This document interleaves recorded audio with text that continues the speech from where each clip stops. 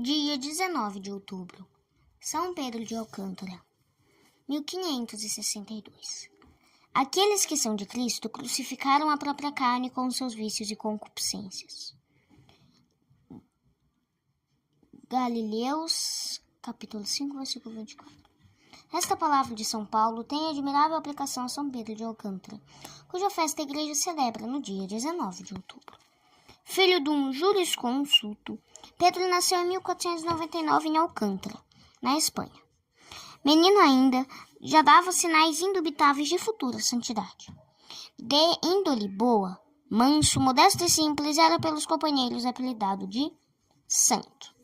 Embora se dedicasse de corpo e alma aos estudos na Universidade de Salamanca, embora tivesse feito sempre figura saliente entre os companheiros, ficou fiel aos princípios religiosos e para todos era um modelo perfeito de virtude e piedade. Cotidianamente visitava a igreja, com muito rigor castigava os sentidos, particularmente os olhos, e as horas vádicas dedicava-as aos pobres doentes, que o estimavam extraordinariamente por sua caridade e modéstia. Era vontade do Pai que Pedro fizesse os estudos de direito, mas os desejos e a aspiração do jovem eram outros. Tendo apenas 16 anos, pediu admissão na Ordem de São Francisco de Assis. Com o hábito, tomou também o espírito da ordem, e tão rápido os progressos fez nas virtudes e na santidade, que, tendo apenas 20 anos de idade, foi nomeado superior do convento em Badajoz.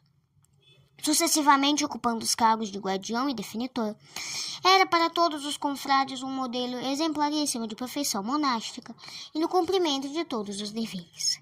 Além disto, era extraordinário como pregador de missões e confessor, e só de Deus é conhecido o bem enorme que nesta dupla qualidade de pregador e confessor fez aqueles que o procuravam e quantos por seu intermédio acharam a paz da alma e se conservaram na graça de Deus.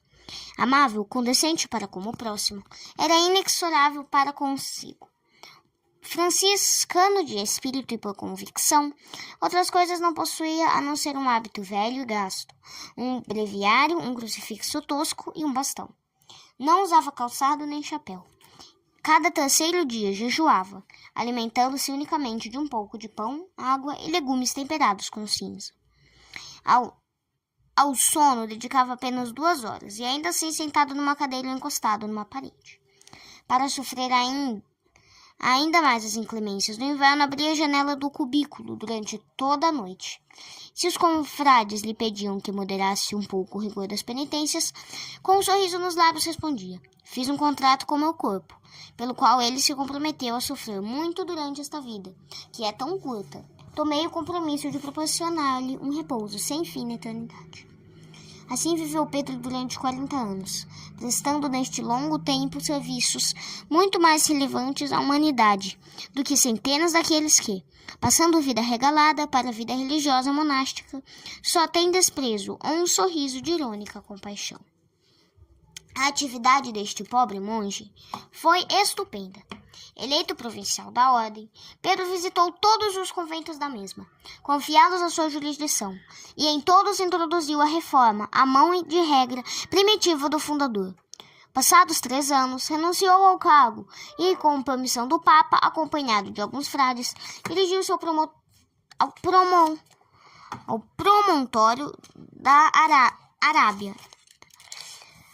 promontório Arábia, em Portugal, com o fim de experimentar praticamente a obra da reforma. Em breve se impôs a necessidade da construção de mais um convento. Tantos eram os pedidos da admissão de novos candidatos. Satisfeito com este resultado inesperado, voltou para a Espanha, onde, a despeito de contradições, insultos e calúnias sem fim, fundou o convento de Pedroso. 4 outros conventos que já tinham aceito a reforma, pediram para ser agregados ao de Pedroso. A obra da reforma tinha tomado um incremento tal que o Papa Paulo IV deu autorização para organizar na Espanha uma nova província franciscana, a qual pouco a pouco se afiliaram mais de 30 conventos de diversos países. Pela reforma da ordem franciscana, Pedro não só restabeleceu na família monástica o espírito primitivo da pobreza, humildade e penitência, mas concorreu grandemente para a regeneração da fé entre o povo todo, pondo assim um dia que a onda avassaladora da reforma protestante. A virtude e extraordinários talentos de que era dotado tornaram-lhe um nome célebre e atacado em toda a Espanha. De longe vinham pessoas, com o fim de conhecerem o humilde benfazejo franciscano e dele receberem instrução, conselho e consolo. Nas viagens do missionário, o povo se lhe cercava para beijar-lhe a orla do hábito e pedir-lhe a bênção. Cidades e municípios recorriam ao seu arbítrio para fazer cessar litígios que perturbavam a paz comum. Carlos V pediu-lhe muitas vezes conselho, e o rei João III de Portugal muito insistiu para que passasse algum tempo na corte. A infanta Dona Maria entregou confiadamente os negócios de sua alma à direção do santo franciscano, e muitos representantes da alta fidalguia de Portugal e de Espanha lhe procuravam a amizade. O século que deu a outros países a reforma, mais acertadamente chamada Revolução Religiosa, mimoseou a Espanha como a pleidade de santos, estrelas da primeira ordem no firmamento da Igreja Católica. Luís de Granada, João d'Ávila, Francisco Borges, Teresa de Jesus são nomes respeitabilíssimos de santos espanhóis no século XVI.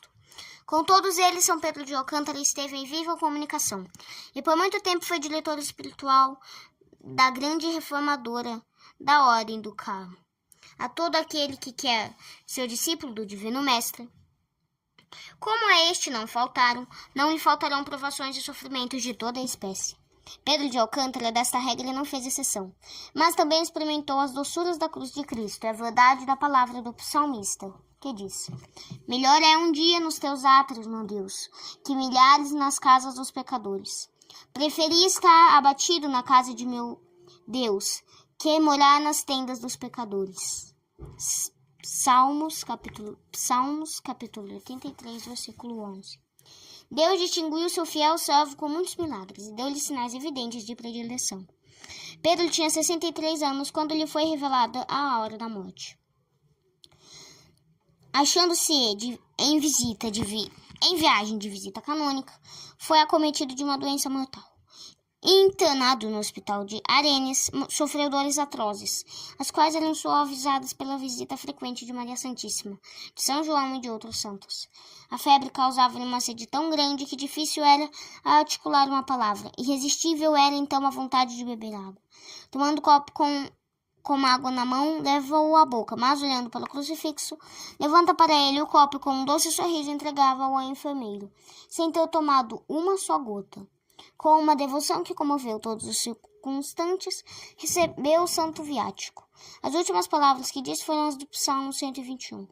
Eu me alegro nisto que me foi dito, iremos à casa do Senhor. E no dia 19 de outubro de 1562 entregou a alma a Deus.